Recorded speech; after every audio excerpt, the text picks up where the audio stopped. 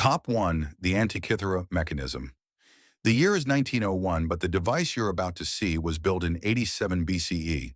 A Greek sponge diver named Elias Stadiatis surfaces off the coast of Antikythera Island, gasping. He's just seen something impossible at the bottom of the Mediterranean, a bronze hand reaching up from the sand. When archaeologists pulled the corroded lump from that ancient shipwreck, they had no idea they were holding a 2,000-year-old computer. Not a calculator, but a computer with gears that wouldn't be matched in complexity for another 1,400 years.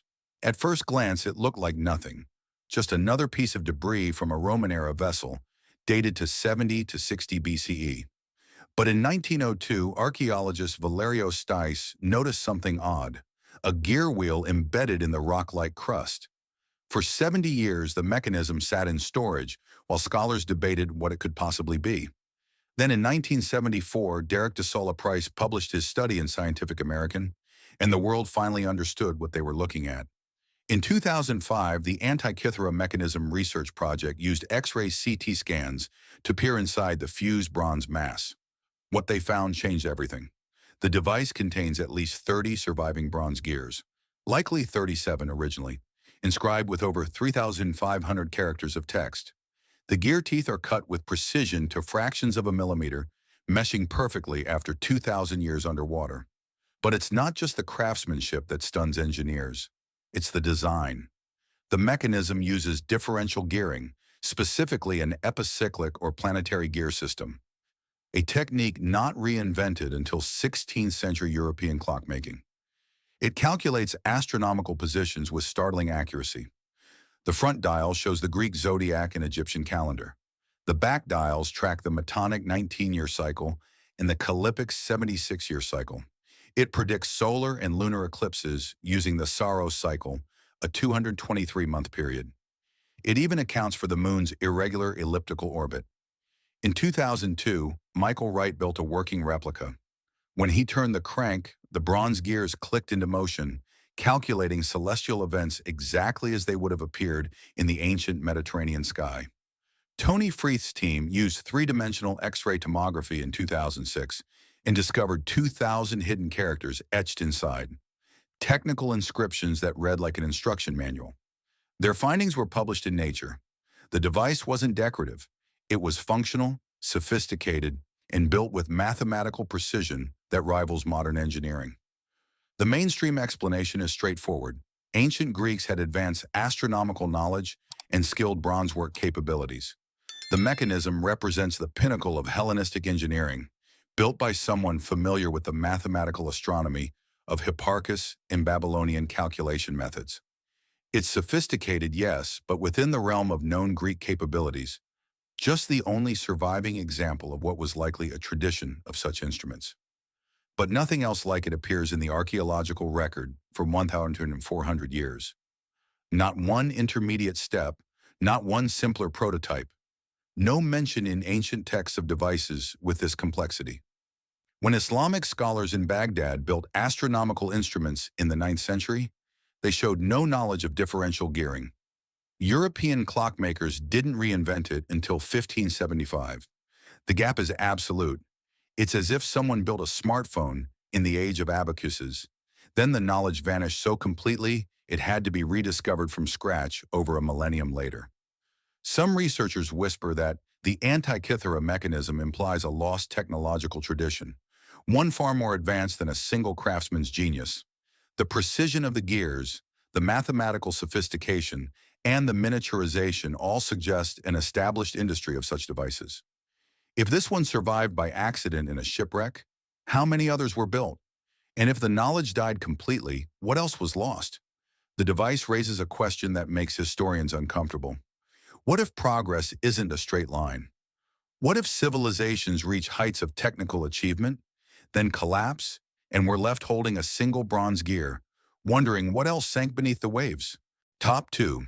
The Longyu Caves. From a mystery pulled from the sea, we climb into the mountains of China, where an even larger impossibility waits underground. The Longyu Caves. June 1992. A farmer in Longyu County, Zhejiang Province, China, decides to pump water from a pond that locals have always believed to be bottomless. When the water drains, he finds stairs, stone stairs carved into bedrock, descending into darkness. By the time archaeologists arrive, they've discovered something that shouldn't exist: a massive underground city hand-carved from solid siltstone with absolutely zero historical records of its construction. 24 caves have been found so far across a 5-acre area. The largest is 320 square meters, chamber after chamber, some reaching 30 meters high, all cut from living rock. When you stand inside, the scale is overwhelming. Carved pillars support massive ceiling loads. Rooms are interconnected with corridors and chambers. There are ventilation shafts. The walls are inclined at consistent 45-degree angles. The pillars are perfectly vertical. The rooms are symmetrically distributed, and every surface bears the same parallel chiseling marks in consistent patterns, with some decorative fish and bird carvings etched into stone. The engineering analysis is staggering. Someone excavated approximately 1 million cubic meters of stone, the equivalent of 400 Olympic swimming pools. Toolmark analysis suggests the caves were carved during the Han Dynasty era, 206 BCE to 220 CE or earlier, making them over 2,000 years old. Yang Hong from the Chinese Academy confirmed human construction. Jia Gang, a geologist, ruled out natural formation. These were deliberately built. But here's what makes archaeologists sweat. There is zero excavation debris. Not nearby, not dumped anywhere. 1 million cubic meters of rock simply vanished. No dumps, no fills, nothing. And perhaps even stranger, there is not a single mention of this massive project in any Chinese dynastic records, local chronicles, or historical texts. China is a civilization that documented everything from tax records to harvest yields for thousands of years. Yet somehow, a construction project requiring thousands of workers laboring for years left absolutely no written trace. The mainstream explanation tries to make sense of it. The caves were likely quarries or underground storage facilities. The lack of records could be explained by military use, making them state secrets. The debris was probably used for construction projects that have since disappeared. The precision reflects organized labor and skilled stone carvers. Impressive, but within ancient Chinese capabilities. But the mathematics don't work. Even using conservative estimates, removing 1 million cubic meters by hand would require 1,000 workers laboring nonstop for 6 years. The villages nearby have never had populations large enough to support such a workforce. And if the stone was used for construction, where are the buildings? Where are the tools? Why carve decorative fish into a quarry? The caves feature uniform patterns across all chambers, suggesting artistic intent, not functional quarrying. And how does China, a civilization that documented the construction of every major temple, palace, and defensive wall, have zero mention of excavating an underground city? Some engineers who've studied the caves suggest they weren't quarries at all, but purpose-built structures, possibly underground cities meant for protection or ritual. The precision suggests advanced planning and mathematical knowledge. The absence of records might mean they predate known dynasties or were deliberately erased from history. A few researchers have noted similarities to other mysterious underground structures globally, hinting at a lost tradition of subterranean architecture that spanned cultures. 3 questions remain unanswered. Who organized and funded a project requiring thousands of workers for years? Where did 1 million cubic meters of rock go? And why is there no mention in 2,000 years of Chinese historical documentation? The caves sit empty, their walls bearing silent witness to an achievement that history somehow forgot to write down. Top 3. Göbekli Tepe's pillar symbols. If China's caves were carved in silence, the world's oldest temple was built in secret 6,000 years before writing even existed to record it. The year is 9600 BCE. Agriculture doesn't exist yet. Cities won't be invented for another 6,000 years. Writing is 7,000 years in the future. On a barren hilltop in southeastern Turkey, hunter-gatherers are carving the most sophisticated megalithic temple humanity will build for the next 6 millennia. When German archaeologist Klaus Schmidt first saw the T-shaped pillars emerging from the dirt in 1994, he knew he'd found something impossible. Not because of the age, though at 11,600 years old, it's the oldest known temple on Earth, but because of what's carved on those pillars. A symbolic language so complex, so deliberately arranged that it suggests organized religion, abstract thought, and cosmological knowledge existed thousands of years before we thought humans were capable of any of it. The site had been noticed in 1963 by a University of Chicago survey team, but dismissed as a medieval cemetery. Schmidt recognized it for what it was: radiocarbon dating from organic material in the mortar places construction at 9600 to 8200 BCE. Layer 3, the oldest section, dates to 9600 to 9000 BCE. Ground-penetrating radar shows at least 200 pillars still buried underground. Less than 5% has been excavated. What's visible already rewrites the story of civilization.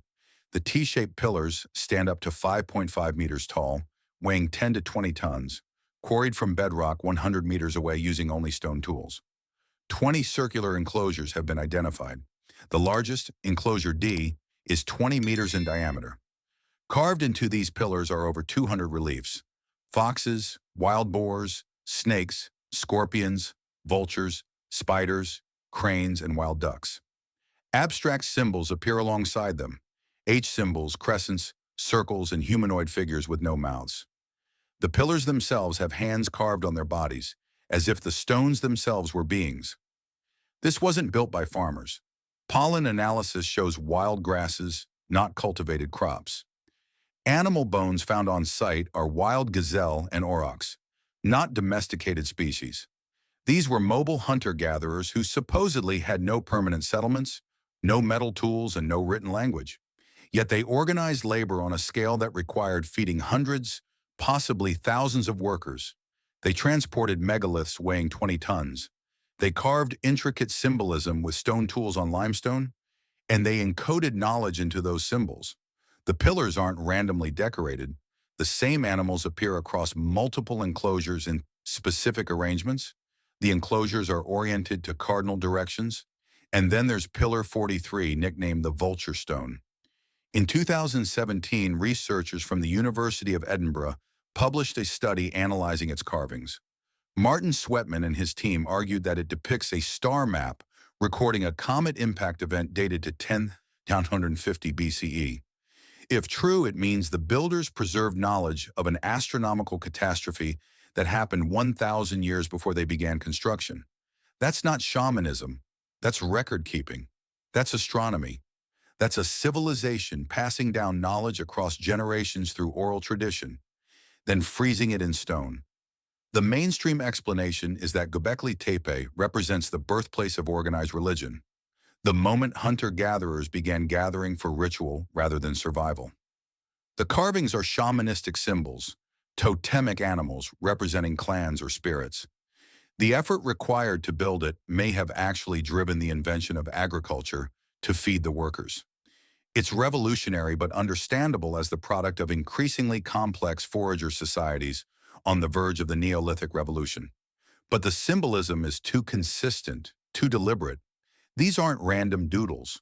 The repeated animal motifs, the astronomical alignments, and the precision of the carving, using only stone tools on limestone rival work done with metal chisels thousands of years later. And then around 8000 BCE, the entire site was deliberately buried, not destroyed, buried. Someone carefully filled the enclosures with debris, preserving them perfectly for 11,000 years. Why? To protect the knowledge? To hide it? We may never know, but the act suggests the site meant something profound enough to warrant preservation, even if it meant erasure from living memory. Some archaeoastronomers suggest Göbekli Tepe encoded sophisticated astronomical knowledge tracking constellations, solstices, or cosmic events. The repeated symbols might represent a proto-writing system or mnemonic code for preserving oral traditions. If true, it means abstract symbolic thought, long-term cultural memory, and scientific observation existed during the Stone Age, forcing us to rewrite our understanding of cognitive development entirely. Top 4. The Denisova Bracelet. From Turkey's carved stone symbols, we journey north to Siberia, where Stone Age hands created something that shouldn't exist: modern jewelry. The Denisova Bracelet, circa 40,000 BCE. Modern humans are just beginning to spread across Eurasia. The wheel won't be invented for another 35,000 years. In a cave in Siberia's Altai Mountains, someone is polishing a piece of chlorite stone to a mirror finish and drilling a hole through it with precision that requires a high-speed drill bit rotating at 20,000 RPM. When Russian archaeologist Mikhail Shunkov pulled a dark green bracelet from Denisova Cave in 2008, he thought it might be a few hundred years old, maybe medieval. The polishing was too perfect, the drilled hole too precise. Then the dating came back, 40,000 years old. Older than agriculture, older than pottery, older than woven cloth. A piece of Stone Age jewelry that looks like it was made yesterday. The bracelet was found in Layer 11 of Denisova Cave's East Chamber, the same cave where the Denisovan hominin species was identified in 2010 via DNA analysis. Radiocarbon and stratigraphic analysis places the bracelet between 40,000 and 50,000 years ago.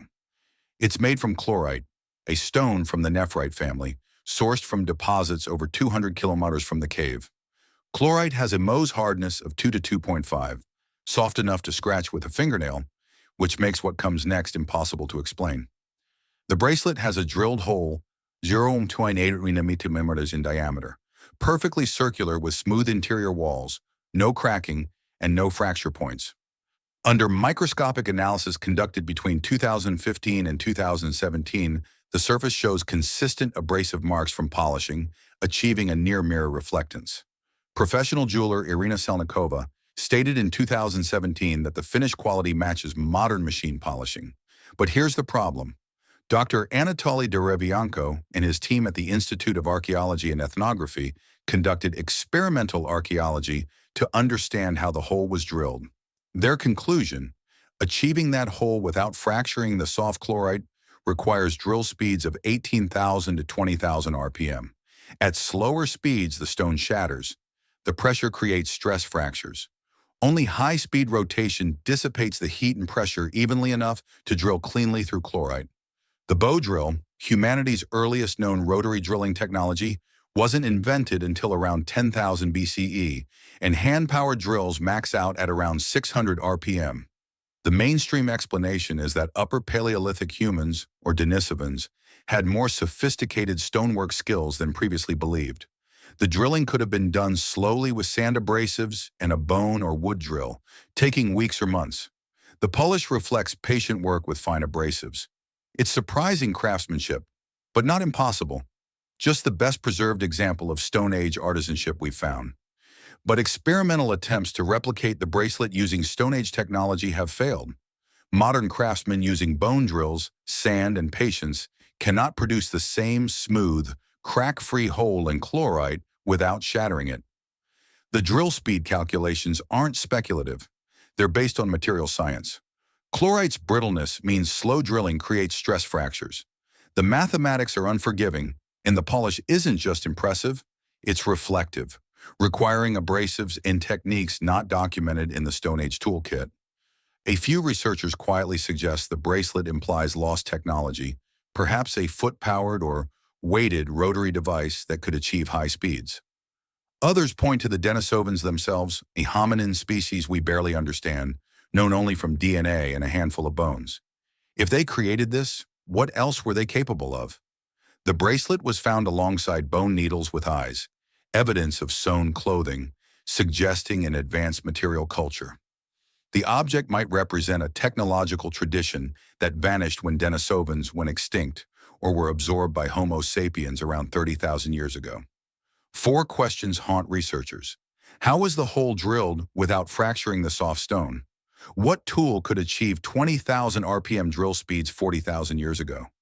Why is this the only known example of such advanced Stone Age craftsmanship? And were Denisovans technologically advanced in ways we don't yet understand? Top 5. The Phaistos Disc. From Siberia's impossible drill hole, we fly west to an island in the Mediterranean where someone created a technology that wouldn't be reinvented for 3,700 years. Movable type printing. The Phaistos Disc. The year is 1908, but the object is from 1700 BCE. Italian archaeologist Luigi Pernier is excavating the Minoan palace of Phaistos on Crete when he unearths a clay disc 16 centimeters across, covered in spiraling symbols. The Phaistos disc isn't written, it's printed. Each of the 241 symbols was stamped into wet clay using individual punches or seals, creating the world's earliest known example of movable type printing. The Gutenberg Bible won't use this technique for another 3,200 years. But here's the problem. We have no idea what it says, who made it, or why this technology appears once and then vanishes for 3 millennia. Pernier discovered it on July 3, 1908, in the basement of Phaistos Palace, in a layer dated to 1700 to 1600 BCE, the Middle Minoan Third Period. It was found alongside Linear A tablets, the Minoan script that itself remains undeciphered. The disk is housed in the Heraklion Archaeological Museum, where it's been subjected to over 100 decipherment attempts since its discovery. All have failed. Thermoluminescence dating and archaeological context confirm its authenticity, though a few skeptics still question whether it could be a modern forgery. The evidence says otherwise. The disk contains 45 unique pictographic symbols, arranged in 61 word groups separated by vertical lines, spiraling clockwise from rim to center on both sides. The symbols include human figures, animals, plants, tools, and geometric shapes. Here's what makes it revolutionary. Each symbol was stamped using individual, reusable punches. The Running Man figure appears 19 times. The shield appears 13 times. Someone created a set of at least 45 distinct stamps or types 3,700 years ago, predating Gutenberg's movable type by 32 centuries. Creating those punches would have taken weeks of skilled carving. You don't invest that effort for a one-time document. The technology implies an intention to print multiple texts, yet we have exactly one disk, not one other stamped text from 3 centuries of Minoan civilization, not one other example from the Bronze Age Mediterranean. The technology appears fully formed, produces this single artifact, then disappears from history so completely it had to be reinvented from scratch 3,000 years later. Statistical analysis by Gareth Owens in 2014 suggested a syllabic script possibly related to Linear A, but no confirmed matches exist. The linguistic structure doesn't align with any known Cretan writing system. Yves Duhoux conducted comprehensive studies in 1977. Every published interpretation, whether identifying the language as Minoan, Luwian, or Proto-Greek, remains unconfirmed and disputed. The mainstream explanation is that the disk is likely a Minoan religious or administrative document created using a unique stamp seal method. Minoans use seals extensively, so adapting them for text isn't impossible. The symbols probably represent a syllabic script related to Linear A. The reason we have only one is simple. Clay was reused, and most texts haven't survived. It's unique but not mysterious, just a rare survival. But if stamped seals were common, why isn't there a single other stamped text from 3 centuries of Minoan civilization? If this was administrative, why are the symbols completely different from Linear A used for palace records? And why would someone create 45 individual punches for a one-time document? The investment only makes sense if you're planning to print multiple texts. The absence of those texts suggests either they were destroyed, they were made of perishable material, or this disk represents something entirely different. Some epigraphers suggest the disk isn't Minoan at all. The symbols don't match any Cretan script. A few researchers propose it's an import from Anatolia or the Levant, representing a foreign writing system unknown to archaeology. The spiral format and repetition of certain symbols have led others to suggest it's not text, but a game board, musical notation, or calendrical device. Most provocatively, the printing technology implies a conceptual leap. Someone understood that reusable stamps could reproduce information, a principle not rediscovered until the printing press 3,000 years later. Is it text, a calendar, a game, or a ritual object? We may never know, but the technology is undeniable. Frozen in fired clay, evidence of an innovation that appeared once and vanished without explanation. Top 6. The Giant Stone Spheres of Costa Rica. From Crete's printed mystery, we cross the ocean to Central America, where someone achieved geometric perfection on a scale that defies both purpose and method. The Giant Stone Spheres of Costa Rica. The year is 1940, but the spheres are 1,500 years old. Workers clearing jungle for banana plantations in Costa Rica's Dicas Delta keep encountering massive granite boulders blocking their path. Then they realize these aren't boulders. They're perfect spheres. Over 200 stone spheres, some weighing up to 16 tons, scatter across the river valleys of southern Costa Rica. When measured with modern laser scanning in the 1990s, researchers found something impossible. Many are spherical to within a few millimeters across their entire 2.5-meter diameter. No machines, no metal tools, just stone hammers and an obsession with perfection that has no explanation. Doris Stone first documented them in 1943 during United Fruit Company land clearing. Samuel Lothrop from the Peabody Museum began a systematic study in 1948. Most spheres were created by the Dequis culture between 500 and 1500 CE. In 2014, UNESCO designated them a World Heritage Site as pre-Columbian chiefdom settlements with stone spheres. Modern laser surveys conducted by John Hoops from the University of Kansas and others in the 1990s and 2000s revealed precision that makes engineers uncomfortable. The quantity alone is staggering. Over 200 spheres documented, with the original number likely exceeding 300. They range from 10 centimeters to 2.57 meters in diameter, with weights from a few kilograms to 16 tons. They're made from gabbro, an igneous rock with a Mohs hardness of 6 to 7, alongside some limestone and sandstone examples. The gabbro quarry has been identified over 50 kilometers away in the Talamanca Mountains, meaning these massive stones were transported across difficult terrain before being shaped. But it's the precision that defies explanation. Laser scanning shows deviation from a perfect sphere as small as 2 to 5 millimeters on well-preserved examples. Creating a perfect sphere from granite using only stone tools is a geometric nightmare. The largest sphere is 2.7 in diameter, spherical to within 5 millimeters across the entire surface. Modern sculptors struggle to match this precision even with power tools.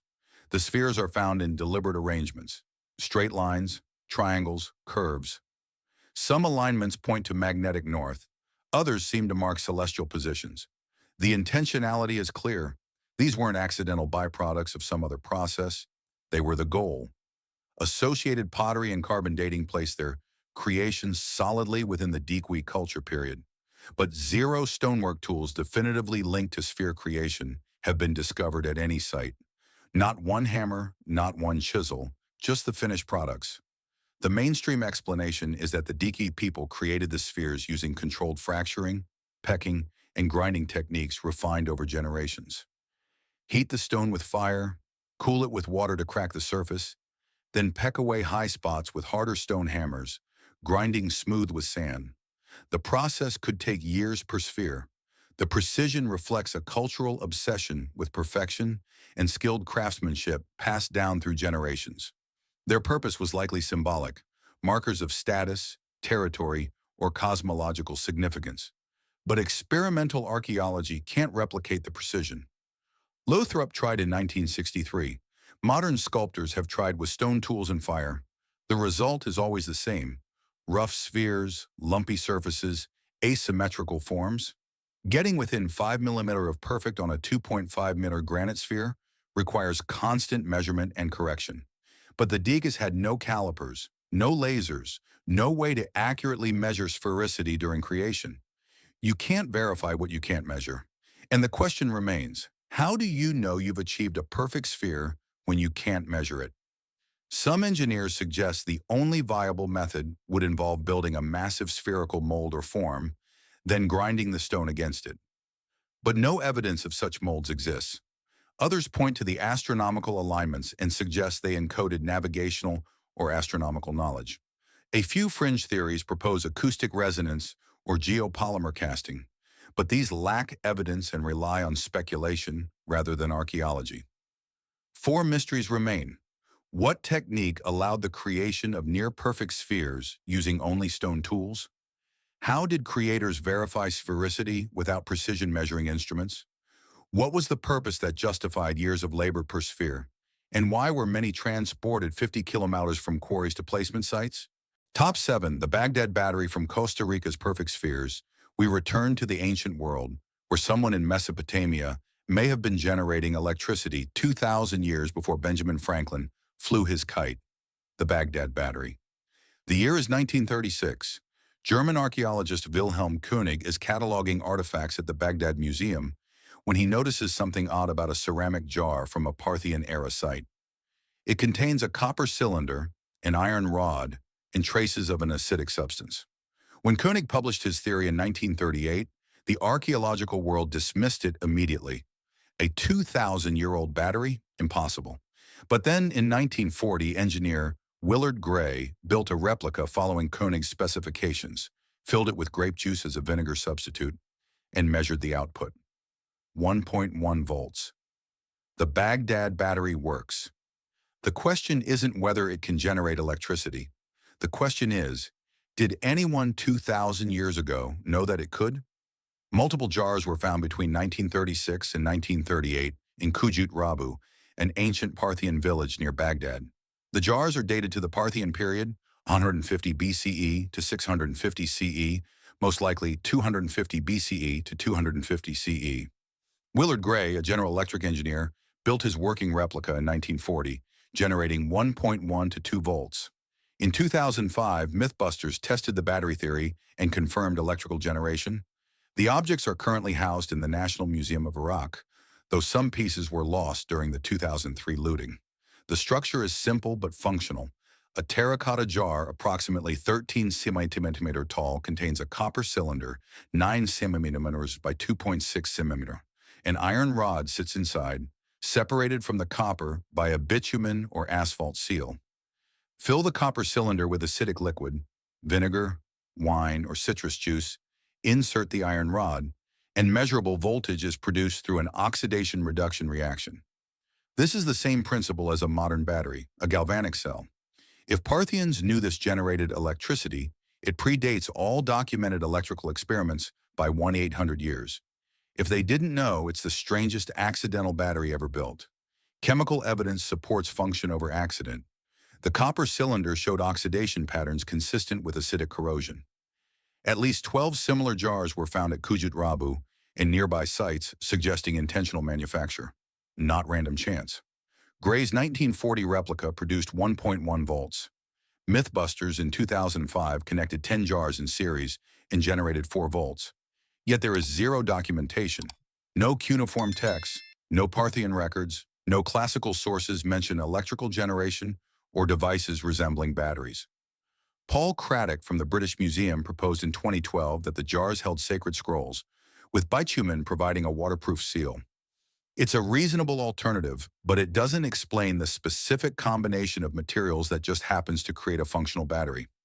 The mainstream explanation is that the jars were used for storing scrolls or sacred texts. The copper and iron are coincidental components. The fact they can generate electricity is an accident of materials. Ancient peoples had no concept of electricity, no use for it, and no way to detect or utilize low-voltage current. But the electroplating theory won't go away. In the 1970s, German Egyptologist Arne Eggebrecht gold-plated a silver figurine using a Baghdad battery replica in 10 hours. The Parthians were skilled metallurgists. If they discovered gold plating via electrical current accidentally, dipping a copper rod in gold solution while acidic wine fermented nearby, they might have refined the technique without understanding the physics. 12 nearly identical jars suggest intentional production, not random accident. If they use them for what?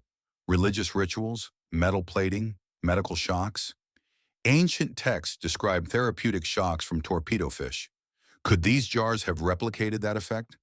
Some electrical engineers and archaeologists propose the batteries powered small devices now lost to time. Medical electroshock therapy, ritualistic divine energy demonstrations, or primitive signaling. The Parthians had sophisticated glassmaking, metallurgy, and chemistry. Stumbling onto electrochemical reactions isn't impossible. The battery might represent experimental knowledge never formalized into theory, a practical discovery that worked without anyone understanding why. The questions multiply. If Parthians knew these generated electricity, why is there no written record? Were the jars actually used for electrical purposes, or is the function accidental? How many more batteries were produced? And could electroplating explain ancient gold gilding techniques previously attributed to fire gilding? We may never know. But the jars sit in museums, silent witnesses to a capability that shouldn't exist in that time period. working perfectly when tested, defying explanation when questioned. Top 8. The Yonaguni Monument.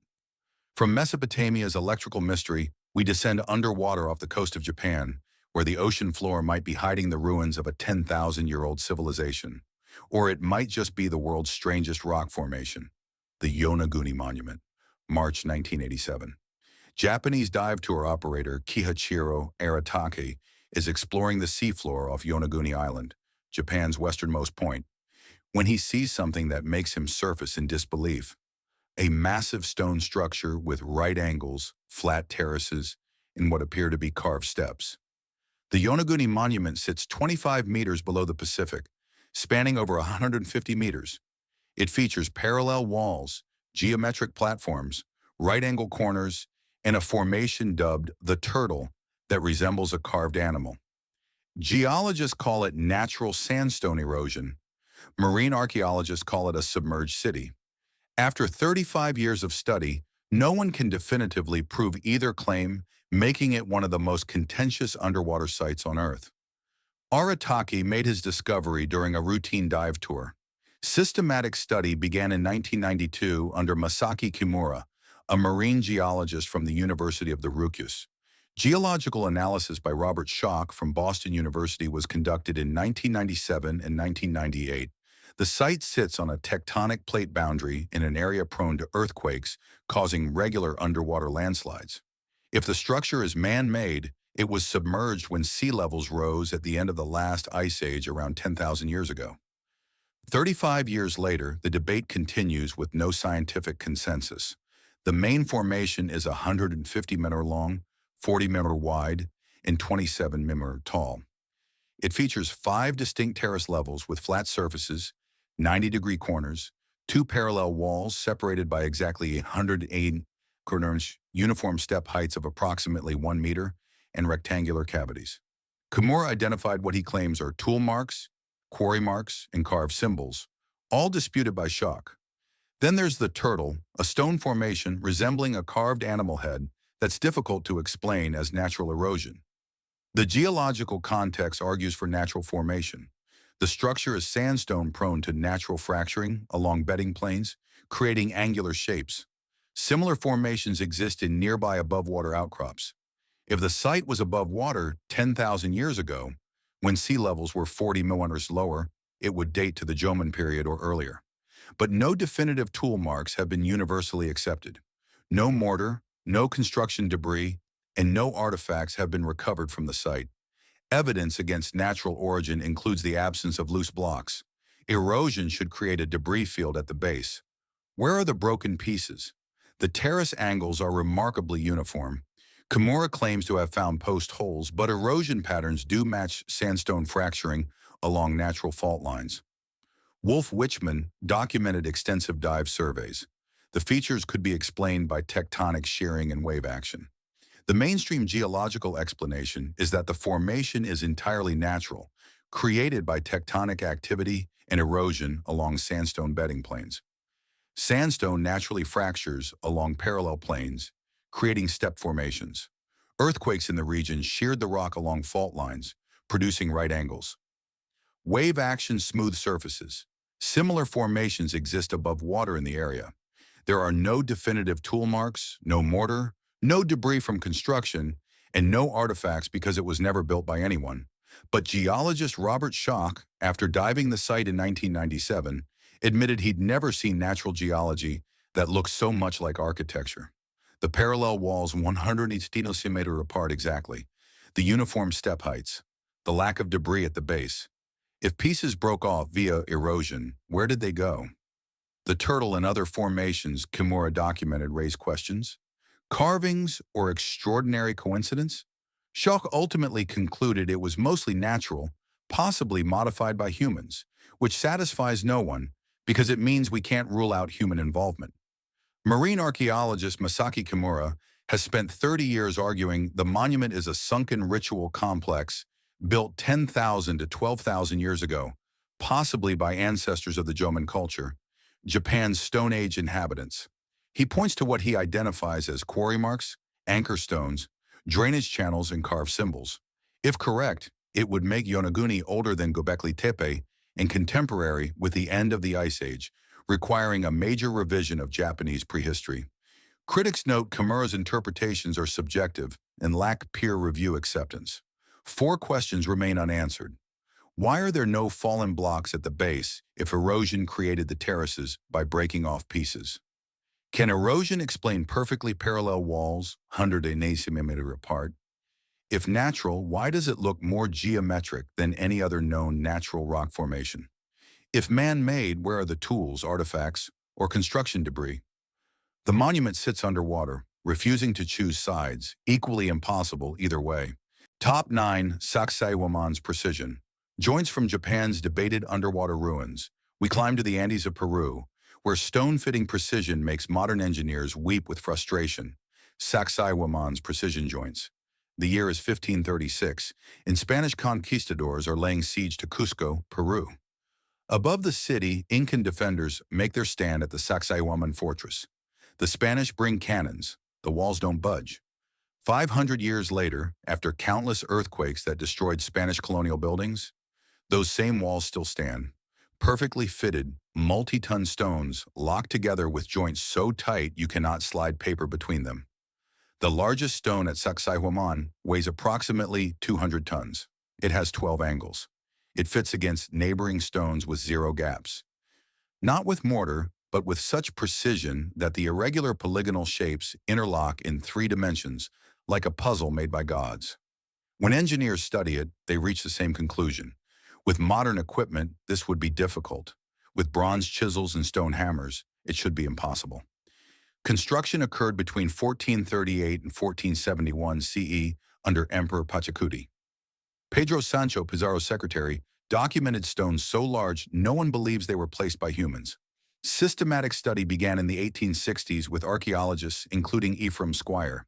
The fortress survived major earthquakes in 1650 when Cusco was destroyed, but Sacsayhuaman remained intact, and in 1950 when modern buildings collapsed while the fortress stood undamaged. UNESCO designated it a World Heritage Site in 1983. Modern engineering analysis by Jean-Pierre Protzen from the University of California, Berkeley, in the 1980s and 90s attempted to understand the construction methods. Individual andesite blocks range from 50 to 200 tons. The largest stones reach 9 mm in height. Gaps between stones measure 0.5 to 1 nanometer. No mortar was used. The stones are cut into irregular polygons with 6 to 12 angles, each surface fitting a unique adjacent stone in 3-dimensional space. The 3-tiered walls extend 740 meters and rise 18 meters high. This is cyclopean masonry on a scale that defies conventional engineering. The fortress has survived earthquakes that leveled everything around it because of how the stones interlock. In 1986, another major earthquake struck. Modern buildings fell. Sacsayhuaman stood firm. Protzen conducted experimental archaeology in 1985, attempting replication using Incan stone tools. He achieved rough fitting, but not the documented precision. Some stones show pounding marks consistent with stone-on-stone shaping. Evidence exists of fire heating for fracturing.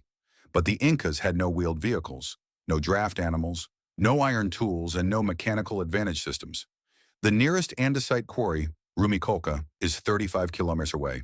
Moving 200-ton blocks over mountain terrain without wheels, without pulleys, and without iron remains unexplained. Recent 3-dimensional scanning by Peruvian Japanese research teams confirms the precision, but offers no explanation for the method. The mainstream explanation is that the Incas were master stoneworkers who refined techniques over centuries. They used harder stones, quartzite and hematite, as hammers to pound softer andesite into shape, a process called pecking. They fit stones by trial and error, shape a block roughly, lower it into place, mark high points where it doesn't fit, remove it, peck away marked areas, and repeat until perfect. The irregular polygonal style is actually easier than right-angle blocks because slight errors can be corrected by adjusting the next cut. The process was slow, months per block, but effective. But Protzen's experimental attempts couldn't match the precision. He spent months pecking stone and achieved rough fits, never the hairline joints of Sacsayhuaman. And the trial and error explanation breaks down with geometry. Each 200-ton stone would need to be lifted and lowered dozens of times for fitting adjustments without cranes, pulleys, or wheels. How? Ramps. Moving a 200-ton block up and down ramps repeatedly requires massive engineering infrastructure with no archaeological evidence. The stones fit on first placement, suggesting precise pre-measurement. But Incas had no written numbers or architectural plans. Some engineers propose the Incas used now-lost techniques. Claims exist of plant extracts from the jaca plant making stone like clay, appearing in local legends but lacking scientific verification. Others suggest acoustic or vibrational methods for testing fit precision without repeated placement. A few researchers point to the three-dimensional interlocking as evidence of advanced geometric knowledge transmitted orally through master stone cutters, knowledge that died when the Spanish executed skilled craftsmen during the conquest. Why does this precision appear only in Incan royal sites like Sacsayhuaman and Ollantaytambo, not in common construction? How were 200-ton irregular polygonal blocks fitted with 1 mm precision using only stone tools? What method allowed pre-calculation of complex compound angles without written mathematics?